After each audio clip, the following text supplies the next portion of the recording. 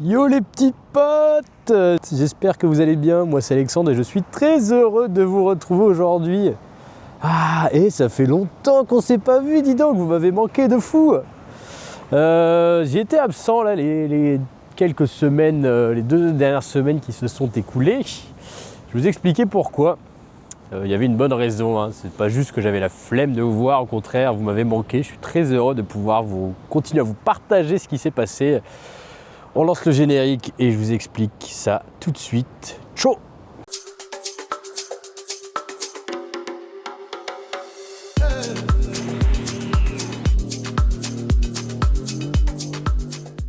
Bon alors il s'est passé tout un tas de choses depuis la dernière vidéo.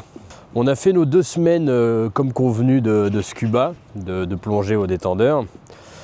Et là on a attaqué enfin depuis 1 semaine et demie, on va finir la 2e semaine également. On a fait le casque enfin, c'était super, on avait tous hâte et bah voilà, ça s'est super bien passé pour le moment, le début. Pourquoi j'étais absent?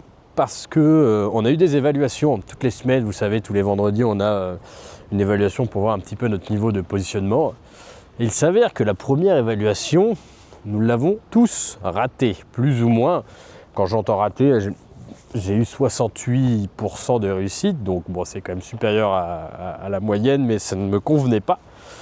Donc j'ai profité des dernières semaines qui se sont écoulées pour travailler, réviser à fond. Tous les soirs, on était en séance de révision, je sais pas si ça se dit, ouais, on était en séance de révision avec un de nos formateurs. On révisait un max et la dernière session de test qui est passée, j'ai fait 71%, donc non, je dis des bêtises, 81%, j'ai fait 81%. Donc ça a porté ses fruits et j'ai préféré me concentrer là-dessus plutôt que de filmer des vidéos, les monter. Ça me prend énormément de temps. Et j'ai quand même payé la formation 23 000 balles, donc voilà, j'ai préféré mettre ça en avant. J'espère que vous ne m'en voudrez pas et que vous m'en tiendrez pas rigueur.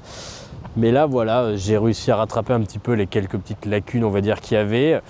Cette semaine, je me sens un peu plus serein et plus tranquille. Je vais continuer à bosser, mais je pense que j'ai réussi à rattraper tout ce qu'il fallait.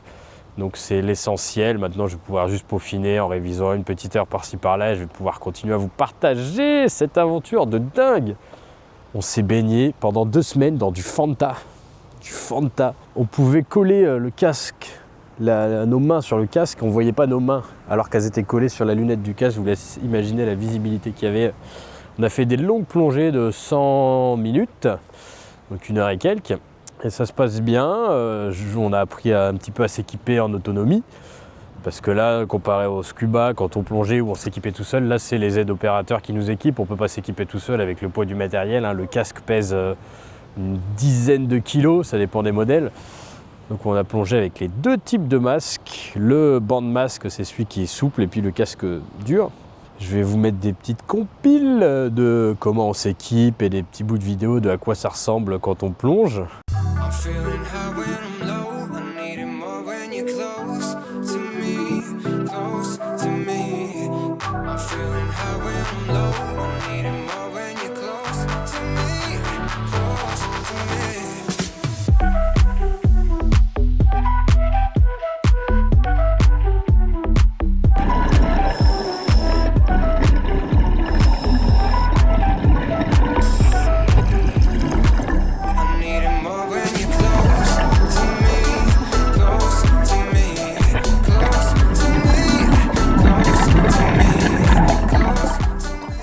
Alors c'est pas mal, hein, ça en jette un max.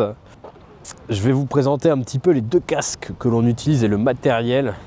Donc nous on est toujours en combinaison étanche, hein, pour se protéger du froid, vu qu'on plonge dans des eaux et il fait entre 8 et 10 degrés là en ce moment. Et vu qu'on fait des plongées longues, on est obligé d'avoir une combinaison étanche. On met des vêtements thermiques en dessous pour pas avoir froid, parce que la combinaison à elle seule ne suffirait pas.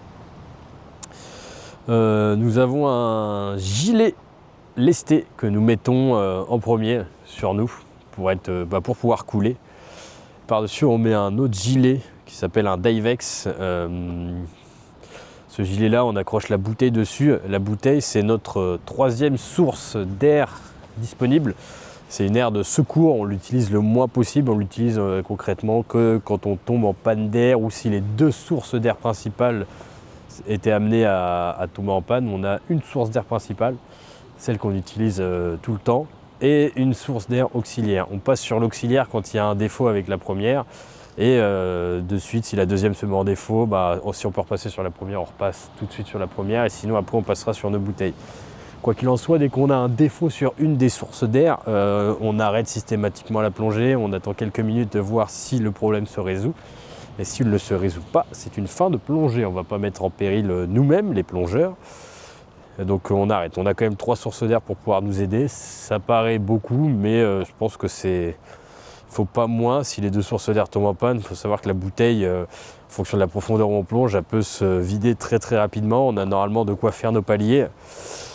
Et pas plus, c'est déjà bien. Et on a une longueur certaine de narguilé. Ce qu'on appelle le narguilé, c'est le câble qui est relié du plongeur au surveillant qui gère le tableau des gaz. Il y a l'air, la communication audio. On a un pneumomètre, le pneumomètre qui sert à savoir la profondeur à laquelle le plongeur se situe. Et on peut avoir d'autres accessoires tels que des lumières, caméras, même de l'eau chaude pour les plongées les plus froides, ça existe. Et voilà, le surveillant qui est en surface gère toute la partie paramètres du plongeur. Nous, quand on est casqué et qu'on plonge, on ne s'occupe pas de la profondeur, on ne s'occupe pas de nos paliers. On a quelqu'un qui gère tout ça pour nous et nous, on se concentre uniquement sur la mission que l'on a à faire. Donc le travail, le soudage, le découpage, le levage, ça dépend un petit peu des missions qu'on a. Et le deuxième casque qu'on a, c'est un bandmasque, ça s'appelle. Il est beaucoup plus léger, enfin beaucoup, j'exagère peut-être, mais il est quand même relativement plus léger. Il est plus souple, on se sent plus à l'aise pour le porter.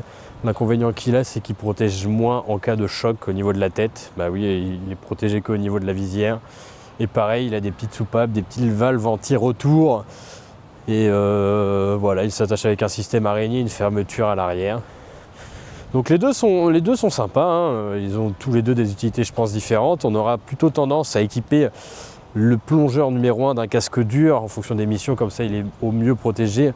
Et le plongeur numéro 2 sera plus souvent équipé du bandmasque. Après, ça dépend des sous qu'ont les entreprises, des budgets, s'ils peuvent avoir des casques durs ou non. Des fois, les 2 plongeurs seront en bandmasque ou pas. Tout ça va dépendre de plusieurs paramètres. Et avant chaque mission, le chef des opérations hyperbares nous prépare un petit briefing. Il briefe l'équipe de la mission du jour, des paramètres à ne pas dépasser, des accidents qu'on peut avoir. On essaie de se préparer au mieux à tout problème et toute contrainte pour ne pas avoir de surprise au fond de l'eau. Donc voilà grossièrement le matériel que l'on utilise. Donc pour le moment ça se passe bien, donc on plonge dans une eau où on ne voit rien du tout. À partir de la semaine prochaine, c'est bien, on va attaquer des plongées dans le lac où on a déjà plongé avant, où il y a un petit peu plus de visibilité. Et ensuite on ira en mer. Là en mer ça va être un bonheur de plonger, on va voir beaucoup plus que là. Donc c'est pas plus mal d'avoir commencé par là, c'est le plus dur, on voit rien, on cherche un peu tout sur nous, on sait pas trop, c'est les débuts. Donc on prend des réflexes et comme ça au moins quand on verra bien, ça sera beaucoup plus pratique et plus facile de travailler. Donc je ne perds pas espoir pour les plateformes, même si on sait que c'est dur. Moi ça reste toujours l'objectif que j'ai. J'espère que ça va pouvoir se réaliser. Les semaines avancent petit à petit et pour le moment ça se passe bien. On ne va pas vendre de la peau de l'ours avant de l'avoir tué. On n'est pas à l'abri que voilà, ça ne se fasse pas, mais voilà, je mets toutes les chances de mon côté. C'est pour ça donc je ne vous ai pas fait de vidéo dernièrement, c'était pour mettre toutes les chances de mon côté et pouvoir travailler à rattraper les petits manques qu'il y avait et pas justement avoir plus de lacunes et galérer. Ça c'est une chose qui est sûre. J'espère que la vidéo vous aura plu les loulous. S'il y a des sujets que vous voulez que j'aborde, n'hésitez pas à me le dire dans les commentaires. Et n'hésitez pas à vous abonner si la vidéo vous a plu. Vous pouvez mettre un petit like, un petit commentaire, ça fait toujours plaisir. Et on se retrouve très bientôt pour de nouvelles aventures les amis. Tchuss.